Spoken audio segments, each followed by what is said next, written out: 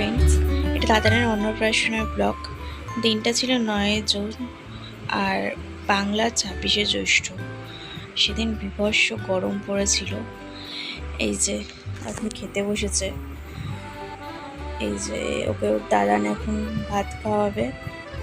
সেদিন এত গরম পড়েছিল আর অন্নপ্রাশনের এত কাজের ব্যস্ততার মধ্যে সব কটা ক্লিপ নেওয়া হয়নি।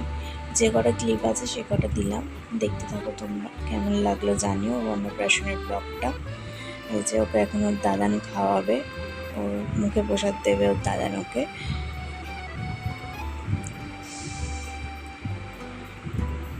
এই যে এখানে যে রান্নাগুলো করেছে সব আমার মা করে দিয়েছে।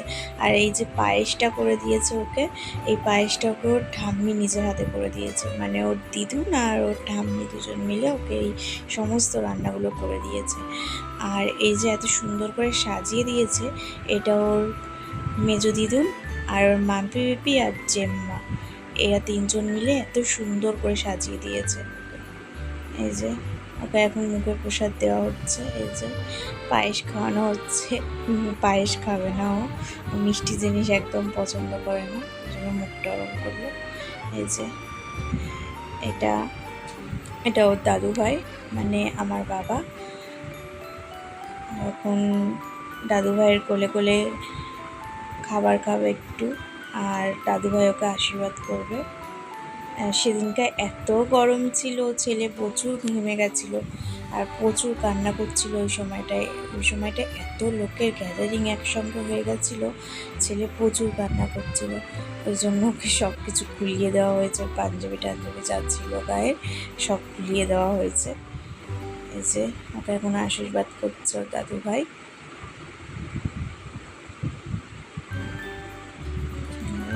ও ডিউটি চালিয়ে যাচ্ছে, এত গরমের মধ্যেও সবাই নাজেহাল হয়ে যাচ্ছে, কিন্তু ও দুষ্টুমি চালিয়ে যাচ্ছে। এই যে পায়েস দিচ্ছে, পায়েস খাবে না, মিষ্টি জিনিস একদম পছন্দ করে না, খেতে খাবে না, মুখেই নেবে না ও।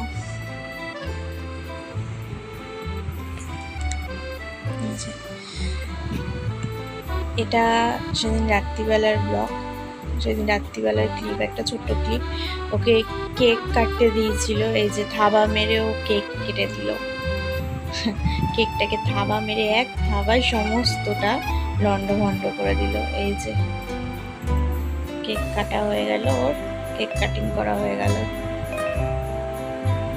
সেদিন এত গরম পড়েছিল যে বেচারাকে একটু সাজানোও যায়নি।